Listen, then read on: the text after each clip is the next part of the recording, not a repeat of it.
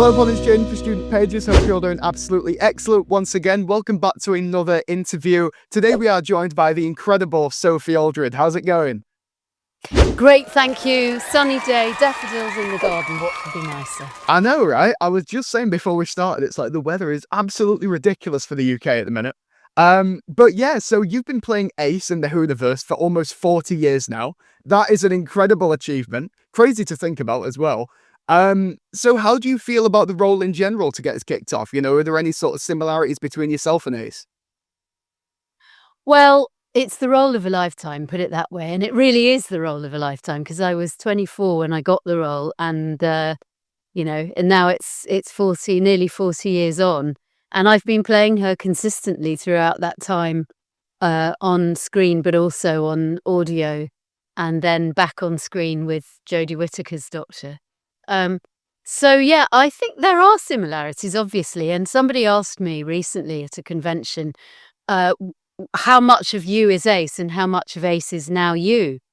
That's an impossible question to answer because I know Ace has certainly given me over the years a lot of confidence, that's for sure. Because when I first started doing Doctor Who, I was a little bit shy and didn't have so much confidence. And I think I have stolen some of that boldness and confidence from Ace.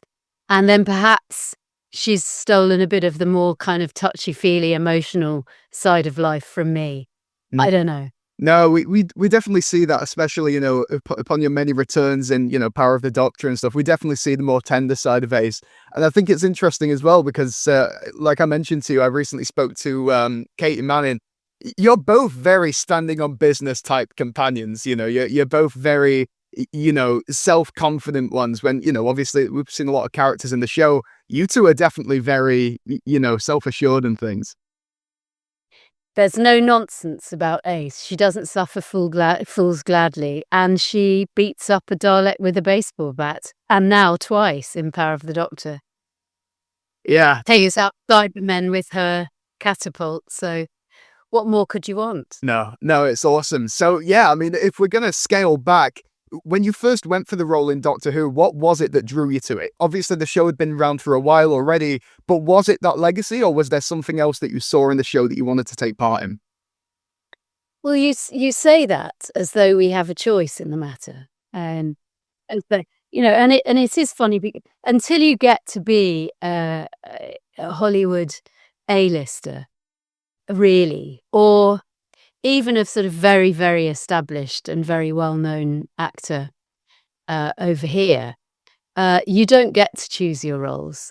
Certainly not when you're starting out. I mean, I started out in children's theatre, which I loved and I think is incredibly valuable, in touring around in a van, putting the set up in schools, and then I graduated on to doing other roles, and then I was in a musical, back row of the chorus in Fiddler on the Roof with Topple, who did the role in the film.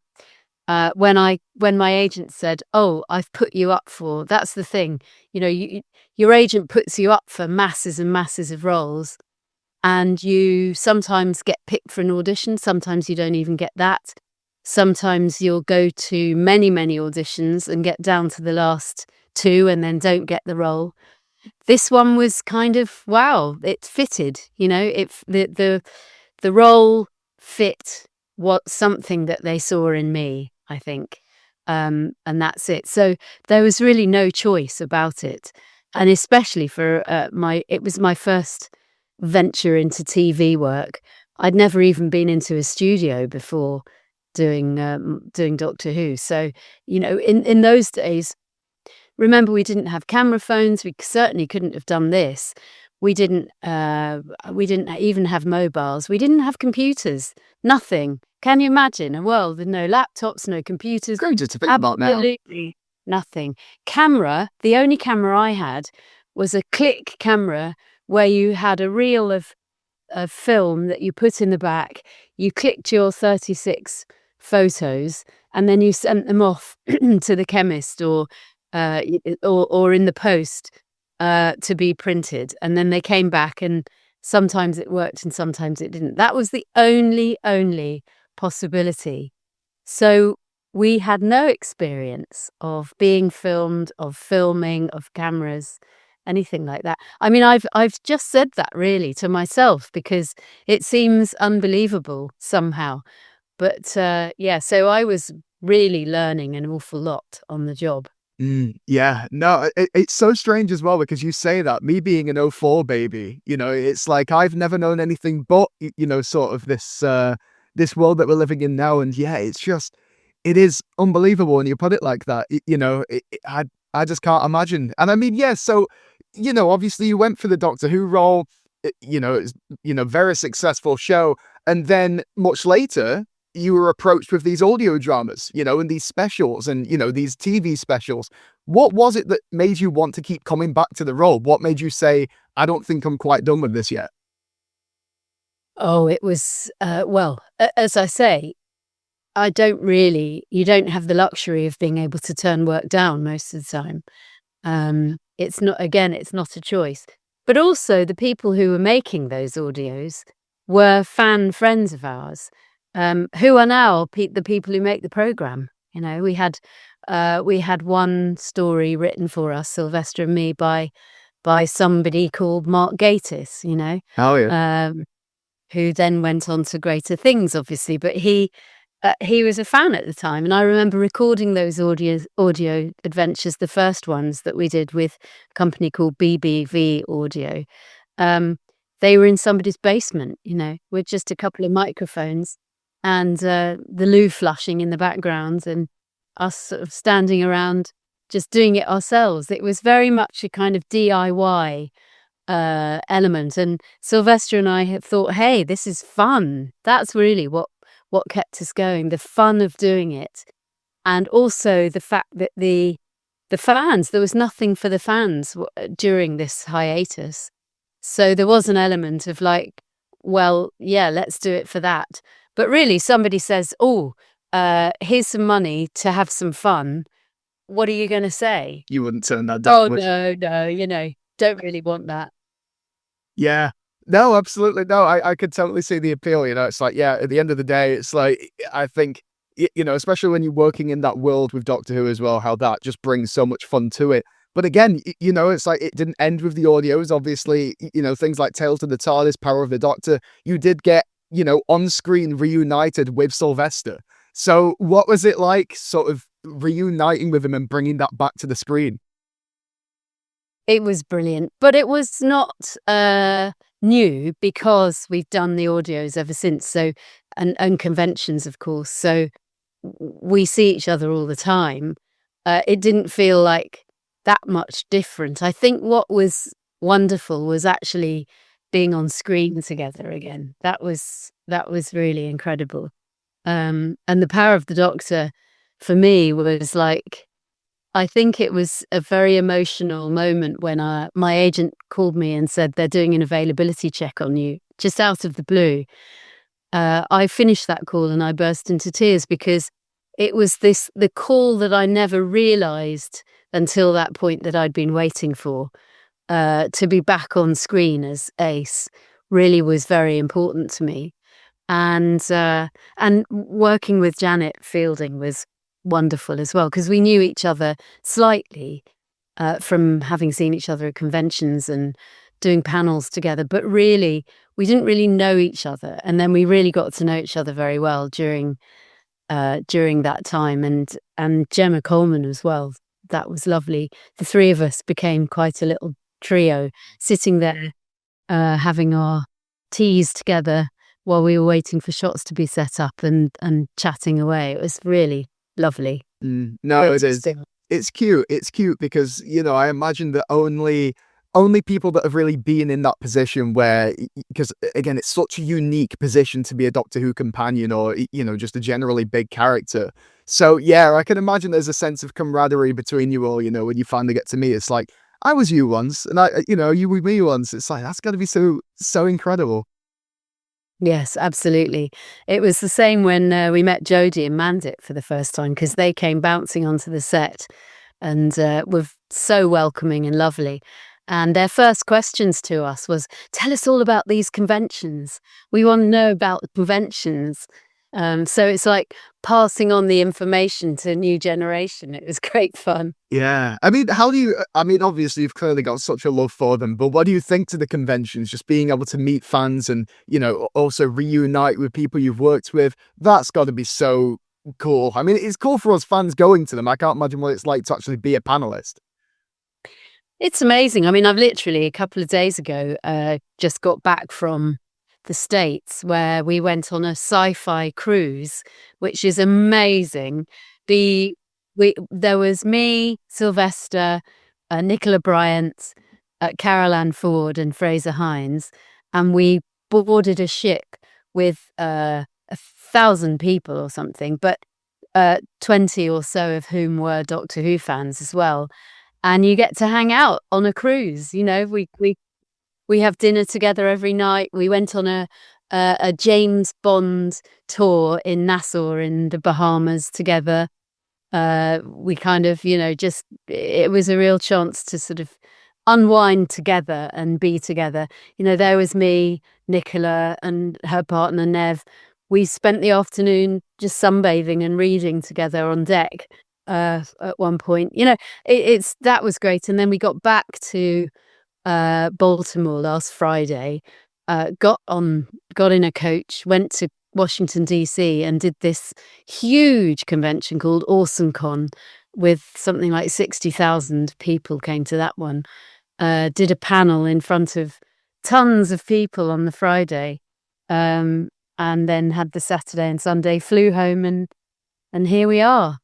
So yeah, it's to get the chance to travel the world and to be with your favorite people, who it's like a little family, sort of little funny kind of raggle-taggle family of Doctor Who people. It's great fun. Oh my goodness. No, that sounds so unique as well. I'm still kind of hung up on this cruise concept, That sounds like possibly one of the coolest things I've ever heard in my life. I can't actually imagine what that's got to be like. So look, it's like Doctor Who isn't the only thing you've done in your career, but I am curious, do you have a favorite type of character that you like to enact? And is there sort of any particular types of characters that you go for when looking for new roles?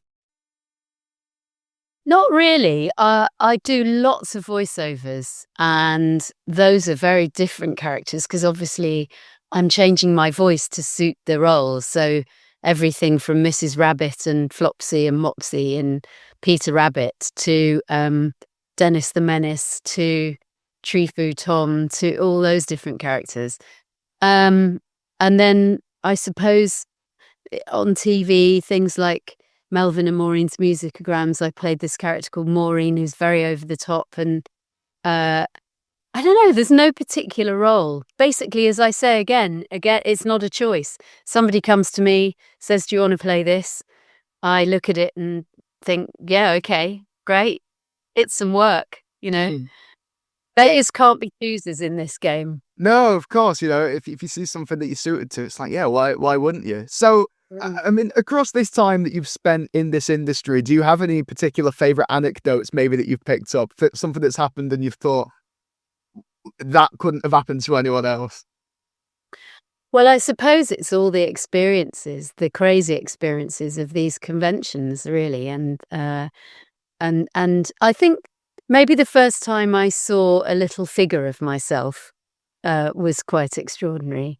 The fact that if you told me when I was a little girl that there'd be a little doll of me, that's very strange. Also, being really good friends with people like Katie Manning, one of my best friends. Again, if you'd sat me down and said, "Oh, see that Jo on Doctor Who, Jo Grant, she'll be one of your best friends one day." It sort of doesn't really compute, does it? No, that's awesome. I mean, yeah, Jo. Oh, she's, it's like Katie is just incredible. And, it's funny you mentioned that action figure as well, because I'm fairly sure I've got it like just on that shelf over there somewhere. It's like I've had my Ace a while now. But yeah, so I mean, what advice have you got for students that want to break into this big, scary industry? I know there's no rule book or anything, but any sort of first steps that you think should, are worth taking? I would say put yourself in front of as many people as possible. Get as much experience as you can.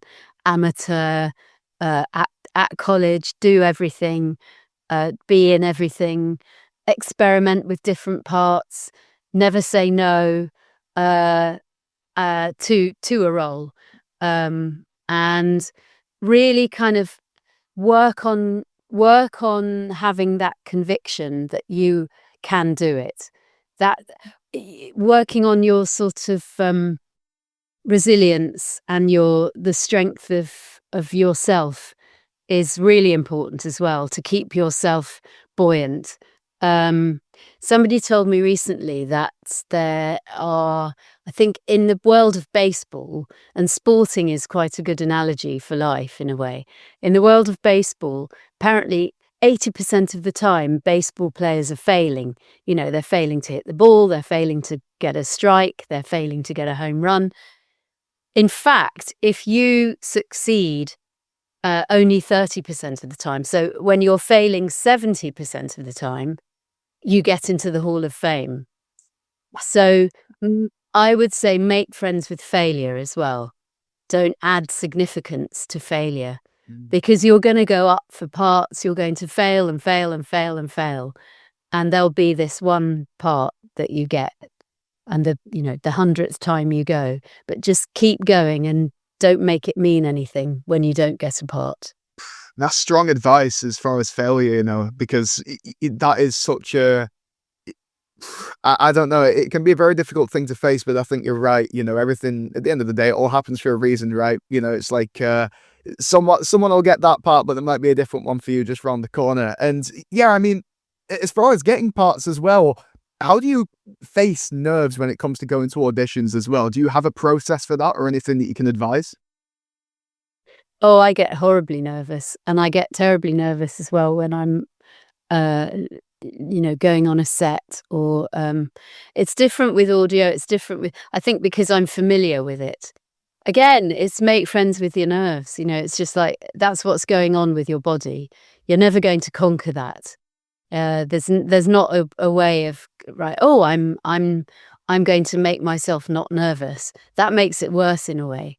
So going for auditions or any kind of thing where you're nervous, noticing where you're nervous. Like, I know for myself, my legs shake when I'm nervous, and I get this sort of feeling of butterflies in my stomach, or, churning or whatever. And then it's just like, well, that's all going on, but this is a body, it's not who I really am. This is just, it's all happening. Let it happen. Because if you try and stop it, it'll get worse. No, absolutely. It is, because I think as well, it just means you care, right? It's like you wouldn't be nervous if you were going in without any passion. It's like, it's just an indicator, Exactly. right? Yeah. So, yeah, I mean, are there any particular performers or actors that you looked up to growing up? And, what traits have you sort of taken from their methods as actors? Oh goodness. I didn't really have any role models, apart from Scott Tracy from Thunderbirds, but then that's a bit weird, because I would be acting like this. Well, That is an obscure one. yeah, it's funny. I really just think that I don't know, even when I was very young, I would just be able to get into the character. I've got photographs of me when I was very small, about 5 or so, being Cinderella, sweeping in the garage. I used to get all the neighborhood children together to do plays and tell them what to do. And I can see from this conviction in my face, I'm totally just absorbed in the character. I mean, later, like when I did Doctor Who, I was lucky to work with such incredible people. Sylvia Sims and Sheila Hancock and Dinsdale Landon and Frank Windsor and T.P. McKenna. I mean, the list is endless. Simon Williams. And I definitely watched them to see what was happening. But really, I don't know. I've just always, for me, it's like playing, acting. Mm. I am this character, you know, and I seem to just be able to inhabit the character. I mean, that's amazing. You know, at the end of the day, you got to be your own role model. You know, it's like if you're not doing the things that you love, if you're not setting a standard for yourself, you're doing something wrong. So, no, I think that's great. And I mean, yeah, so just in general, what do you think the challenges are of being an actor? You know, what things do you think you generally have to face up to, and how would you overcome those things? Long days, Mm. stamina, getting tired, being on time, very important. Because if you're keeping people waiting, then they're going to get cross with you, and they're not going to use you again. Learning lines. My brain is definitely not as good as learning lines as it used to be. That's a real struggle nowadays. But just doing the slog of learning the lines. What else? Yeah, self-belief, I think, as I said before, working on that, not being knocked by other people's opinions of you, not believing what you read in the papers about yourself. If you're lucky enough to get to that point, taking on other people's opinions of you, but not as the truth, just going, oh, well, that's an interesting opinion. I'll look at that and see. Working with a director, however difficult they may be, realizing that they're under pressure as well. And being nice to people, being kind. Yeah, I imagine it can be, you know, all these things going on, just remaining that humility and sort of, yeah, I imagine that has got to be tricky, but also, you know, at the end of the day, if you're a good person at heart, it's like, you know, it comes, doesn't it? You know, it's like, it's not gonna leave you. But yeah, so just as well, I am curious for your take as well. What do you think is making it at the moment in film and TV? You know, what projects do you think are being successful? And, you know, why do you think that is? Why do you think people are drawn to certain things? Ollie, well, at the moment, there's a lot of uncertainty in the world. There's always uncertainty, but it seems to be a bit more close to home these days. With wars and aggression, and I think the most important thing is to look after yourself and the people you love, and make sure that you're not getting, you know, that you're getting the help that you need for yourself. I would say in terms of watching what we watch in those sorts of times, it tends to be kind of quite nostalgic things, I think. Things that to make us feel better, to feel happy. I think period drama is always does well in world crisis. You know, we've been through this before. We'll go through it again. Yeah. I tend not to watch. I don't like watching horror or anything with too much violence. There's enough of that in the world, I feel. Especially, there's a very good friend of mine called Doon McKeekan, who I was at university with. She's a comedian, and she and her daughter have a test, and they watch stuff, and then as soon as there's any violence to women, or they just turn it off. It's not worth watching something that doesn't go along with your values, really. True, you know, and as well, it's like there's enough of that, unfortunately, in the real world. It's like, why put yourself through it on the screen if, you know, it's like it's happening around us? No, absolutely. Yeah, that's a really good point to make. And yeah, so I mean, just as well, I'm curious about this question because I feel like you've probably already decided what this role is for you. So I was gonna say, if you could pick any role out of the sky, what is one that you would really love to take on?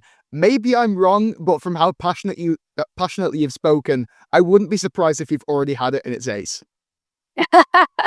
I think you're right. I mean, there's so many facets to Ace's character. I watch TV and I don't see many roles that I could play on TV. Maybe there's something that somebody could write for me. I watched Riot Women recently. That was fantastic. and I'd be very happy to take on a completely different role. But I think my favourite role so far, yes, has definitely been Ace, because she's made such a difference to people as well. No, and as well, I think you've carried that difference that she's made to people through, because you did that book as well about her jacket, and that had so many contributors. That was for charity. It's like, and that breathes Ace. I think like you've said, it's like what part of you is an Ace and what part of Ace is in you. It's like, I think just that humanity and that kindness and that care, that really is what shines through for that character, especially through yourself. Thank you. Yes, I'm working on another Ace jacket book, actually. The part two, actually, it's the history of the jacket. It's very, very detailed. We've got a wonderful fan called David Noble, and he's been researching the jacket since 1987. So we're using all his research and to come up with not the definitive book, because I don't think there ever will be, but he's discovered loads of interesting facts about the jacket. And the badges and everything. So I'm writing my bits, and then I think now it's what difference can I make with this role? How happy am I going to make people? How satisfied? There's my podcast as well, which I started just before Christmas, and I mean, I'm playing myself in that, but yeah. You could put Ace in brackets afterwards if we had the license, I guess. And again, I'm doing that, not for the money, but to give a platform to other people who are working on it with me, and people seem to really enjoy it. So that's great too. Yeah, no, it is. It's awesome. I mean, Doctor Who's got one of the best communities out there, I think. And, it's thanks to that community as well that we've recently got two, brand new episodes recovered that were lost for so long. I assume you've heard. I mean, how do you feel about that? That's so exciting, right? That is so exciting. Well, I did one of my interviews on the podcast with one of the guys who's been involved in finding that and in bringing it out to the to all of us. So I have known about it for a while, but I'm just absolutely thrilled. I'm thrilled for Peter Purvis and the people who are in it, and we've got lots of new things to talk about, and I just think it's like a detective story, isn't it? Because these old stories are invaluable because they inform so much of what came next. So the more we can find, the merrier. So if anyone else knows of any, then please come forward with them, because it's just wonderful and now we've got the technology to disseminate them very quickly, and also the wonderful work that the restoration team do, that's amazing as well. It means that they can be accessible to everybody, which I think is great too. Yeah, no, the effort and care that's put into making sure that Doctor Who's legacy is kept intact is incredible. And I mean, a project that I'm so excited for personally is the TV movie 4K re-release that we're getting. I mean, I think my head's exploded the day that they announced that, because that's got to be one of my favorite stories. In fact, on that topic, do you have a favorite story from Doctor Who? One of your own, or maybe one of the others? Well, I'm very I don't remember that much from my childhood, but what I do remember is those horrible maggots on the hillside in the Green Death. So that's got to be one. And then from our era, from Sylvester's Doctor, I think for me, The Curse of Fenric was a fantastic story, which still could stand up today, I think. And then from the new series, perhaps. I know it's a cliche, but Blink was amazing, and it's a shame the Doctor's not in it very much, but I do think it's a wonderful story. Yeah. Oh, Blink works so well. That really was quite a genius story. So, look, I've got one last big question for you. I asked Katie for her verdict on it as well, so I'm curious for yours. At the end of the reality war, who do you think it was that we saw? Do you think it was the Doctor, or do you think that was Rose Tyler? Oh, who knows? Who knows? But I don't think it was the Doctor. I don't think, a Time Lord tends to have Two Hearts and a lot of other. I think it was a big tease as to something going on that we don't know about. And who knows what is in the mind of Russell T Davies. I'm sure he's got some incredible plan for something. But we're never right. So Yeah. Yeah, no, it's never, you can never really guess from the show. They always manage to do something that surprises in one way or another. So, yeah, and isn't that great? We don't want to know, really, do we? oh yeah, I mean, it's fantastic. It's like, no, I love that it keeps us guessing. But yeah, I mean, look, that is all I've got for you, Sophie. Thank you ever so much for coming on. It's been an amazing chat. Oh, thank you too as well. It's been really great to chat to you. Anytime. Right. Thank you so much. Thank you, everyone at home, for watching, and I'll see you next time.